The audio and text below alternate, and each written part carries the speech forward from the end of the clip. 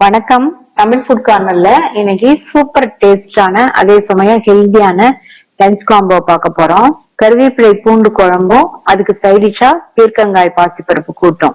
கருவேப்பிலையோட பூண்டு சேர்த்து பண்ணிருக்கனால உடம்புக்கு ரொம்ப நல்லது. இப்ப எப்படி பண்றதுன்னு பார்க்கலாம். கருவேப்பிலை பூண்டு குழம்பு பண்ண போறோம். இந்த பேன்ல 2 டீஸ்பூன் எண்ணெய் லைட்டா சூடானதும் இதுல 2 கைப்பிடி அளவு கருவேப்பிலை நல்லா வாஷ் பண்ணி நிழல்லையே காய வச்சது அதை சேர்க்கிறேன். மிதமான தீயில வச்சு இந்த கருவேப்பிலை நல்லா மொறுன்னு வறுபடுற வரையும் வறுத்துக்கலாம்.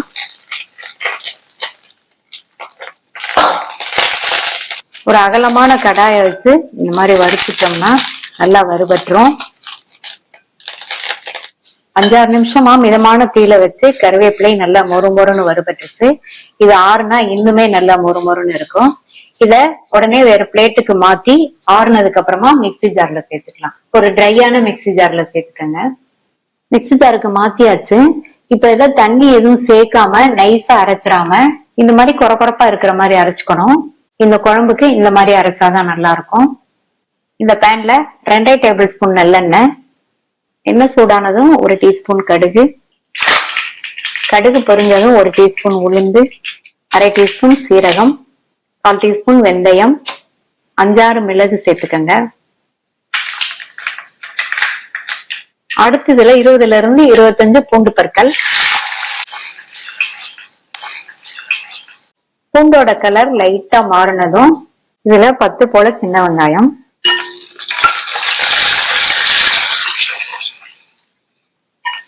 வெங்காயமும் லைட்டா வதங்கி இருக்கு. பூண்டோட கலர் இன்னுமே மாறி வந்திருக்கு. இதுவரையும் நான் லோ பிளேமுக்கும் மீடியம் பிளேமுக்கும் நடுவுல வச்சு வதக்கிட்டு இருந்தேன். இப்ப நம்ம பவுடர் பண்ண கருவேப்பிலை பொடியை சேர்த்துட்டு ஸ்டவ்வை லோ பிளேம்ல வச்சிருங்க. லோ பிளேம்ல வச்சு ஒரு 3-4 நிமிஷத்துக்கு எண்ணெயிலேயே வதங்கிட்டு இருக்கட்டும். பக்கத்திலேயே இருந்து இந்த மாதிரி வதக்கி கொடுத்துட்டே இருங்க.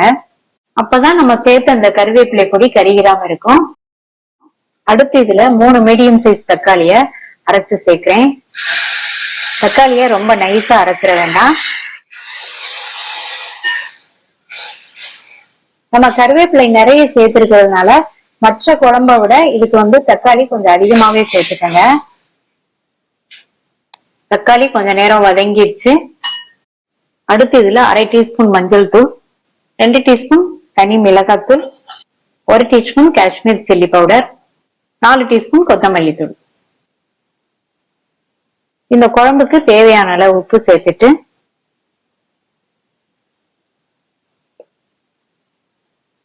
கொஞ்சமா மட்டும் தண்ணி சேர்த்து பச்சை வாசனை போக 2-3 நிமிஷத்துக்கு வதங்கட்டும். பச்சை வாசனை போக வதங்கிடுச்சு. இதுல ஒரு பெரிய நெல்லிக்காய் அளவு புளிய 1/2 கப் தண்ணியில கரைச்சு சேர்க்கிறேன். நல்லா கலந்து விட்டுருங்க. அடுத்து இதுல 1/2 கப் மட்டும் தண்ணி சேர்த்துக்கலாம். இந்த குழம்பு திக்கா இருந்தாதான் நல்லா இருக்கும். அதனால இந்த அளவு தண்ணி சேர்த்தா போதும். தண்ணி சேர்த்துட்டு உப்பு போதுமான்னு செக் பண்ணி பாத்துக்கோங்க. குழம்பு நல்லா கொதிக்குது. இதுல 2 டீஸ்பூன் பொடித்த வெல்லம் சேர்த்துட்டு இந்த வெல்லம் கரையிற வரைக்கும் வெயிட் பண்ணலாம். இது மாதிரி கொஞ்சமா வெல்லம் சேர்த்தோம்னா குழம்போட டேஸ்ட் ரொம்ப சூப்பரா இருக்கும். இப்ப குழம்பு கொதிக்குது. மூடி போட்டு ஸ்டவ்வோட தீய நல்லா குறைச்சு வச்சிருங்க. 4-5 நிமிஷத்துக்கு குழம்பு எல்லாம் ஒண்ணு சேர்ந்து வெந்துட்டு இருக்கட்டும். இப்ப குழம்பு ஓரளவு வத்தி ரெடி ஆயிடுச்சு. கமகமன் வாசனையா இருக்கு. அடுத்து இதுல கடைசியா 2 டீஸ்பூன் நல்லெண்ணெய் சேர்த்தோம்னா குழம்பு இன்னுமே சூப்பரா இருக்கும். கொஞ்சமா கருவேப்பிலை விதைகள் சேர்த்துட்டு மிக்ஸ் பண்ணி விட்டுட்டு ஸ்டவ் ஆஃப் பண்ணிடலாம். ஹெல்த்தியான டேஸ்டான கருவேப்பிலை பூண்டு குழம்பு ரெடி ஆயிடுச்சு. பீர்க்கங்காயோட பாசிப்பருப்பு சேர்த்து கூட்டு பண்ண போறோம். 75 கிராம் பாசிப்பருப்பை கழுவிட்டு 1/2 மணி நேரமா ஊற வச்சிருக்கேன். இந்த பேன்ல ஊற வச்ச பாசிப்பருப்பு, பருப்பு முங்குற அளவுக்கு தண்ணி, 1/4 டீஸ்பூன் மஞ்சள் தூள், 2 சின்ன சைஸ் பூண்டை தட்டிட்டு சேர்க்கிறேன். இது கூட கொஞ்சமா எண்ணெய் நல்லா மிக்ஸ் பண்ணி விட்டாச்சு. இந்த பருப்பு நல்லா சாஃப்டா மலர வெந்து வரட்டும். குழைய விட்டுறக்கூடாது. நான் ஊற வச்சிருக்கிறதுனால தண்ணி கொஞ்சமா சேர்த்து வேக வைக்கிறேன். நீங்க ஊற வைக்கலைன்னா கூட கொஞ்சம் தண்ணி சேர்த்து வேக வச்சுக்கணும். தண்ணி கொதிச்ச உடனே ஸ்டவ் மீடியம் ஃப்ளேம்ல வச்சு வேக வச்சோம்னா தண்ணி வத்தாம நமக்கு பருப்பு கரெக்டா வெந்து வரும். ஒருவேளை தண்ணி பத்தலைன்னா மட்டும் நீங்க கொஞ்சம் சேர்த்து வேக வச்சுக்கோங்க. பருப்பு குழையாம நல்லா கரெக்டா வளர வெந்திருக்கு. இந்த அளவுக்கு வேக வச்சுக்கணும். அப்பதான் கூட்டு விழுவழுப்பு தன்மை இல்லாம இருக்கும். இப்ப இந்த பருப்பை தண்ணியோடய எடுத்து வச்சிடலாம். அடுத்து இந்த பேன்ல 4 டீஸ்பூன் எண்ணெய் சூடானதும் 1 டீஸ்பூன் கடுகு பொரிய ஆரம்பிச்சிருச்சு. 1 டீஸ்பூன் உளுந்துமே நல்லா செவந்ததும் இதுல 2 காஞ்ச மிளகாவை முழுசாவே சேர்க்கிறேன். அடுத்து 1/4 கப் அளவுக்கு பொடியா கட் பண்ண வெங்காயம், இது கூட கறிவேப்பிலை இலைகள். லைட்டா ஒரு வதக்கிட்டு இதுல 1/2 டீஸ்பூன் பெருங்காய பவுடர் சேர்க்கிறேன். லைட்டா வதக்கியாச்சு. 1/2 கிலோ பீர்க்கங்காய தோல் சீவி நல்லா வாஷ் பண்ணிட்டு இந்த சைஸ் பீசஸா கட் பண்ணி வச்சிருக்கேன். இது கூட கொஞ்சமா மஞ்சள் தூள் சேர்த்து எண்ணெயிலேயே வதக்கிக்கலாம். பீர்க்கங்காய் 3 நிமிஷம் போல எண்ணெயில வதங்கிடுச்சு. இப்ப இது கூட பருப்பு வேக வச்ச தண்ணிய மட்டும் சேர்க்கிறேன்.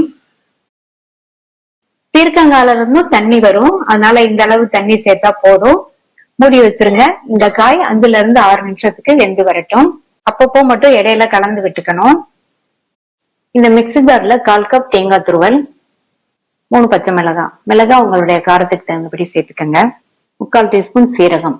இதுல தேவையான அளவு தண்ணி சேர்த்து இந்த மாதிரி லேஸ் கொரகொரப்பா இருக்கிற மாதிரி அரைச்சுக்கலாம். 6 நிமிஷம் ஆயிடுச்சு. பீர்க்கங்காய் ஆல்மோஸ்ட் வெந்துருச்சு. அடுத்து இதுல வேக வச்ச பருப்பை மீதி இருக்கிற தண்ணியோடய சேர்த்துட்டு அரைச்ச தேங்காய் கலவை, இந்த டிஷ்ஷுக்கு தேவையான அளவு உப்பு கலந்து விட்டுட்டு மூடி வச்சிருங்க. மீடியம் ஃப்ளேம்ல ஒரு 3 நிமிஷம் எல்லாம் ஒண்ணு சேர்ந்து வெந்துட்டு இருக்கட்டும். 3 நிமிஷமா வெந்து நம்ம சேர்த்த தேங்காய் விழுதோட பச்சை வாசனை எல்லாம் போயிருச்சு. இந்த அளவுக்கு இருக்கு. இது ஆறுனா நமக்கு கரெக்டான பக்குவத்துல இருக்கும் சைடிஷா வச்சு சாப்பிடுறதுக்கு. இதுல பொடியா கட் பண்ண கொத்தமல்லி இலைகள் கொஞ்சம் சேர்த்துட்டு மிக்ஸ் பண்ணி விட்டுறலாம். சுவையான பீர்க்கங்காய் பாசிப்பருப்பு கூட்டு ரெடி ஆயிடுச்சு. இந்த லஞ்ச் காம்போவை ஒரு தடவை ட்ரை பண்ணி பாருங்க, ரொம்ப நல்லா இருக்கும். ட்ரை பண்ணி பார்த்துட்டு உங்க கமெண்ட்ஸை சொல்லுங்க. தேங்க்யூ.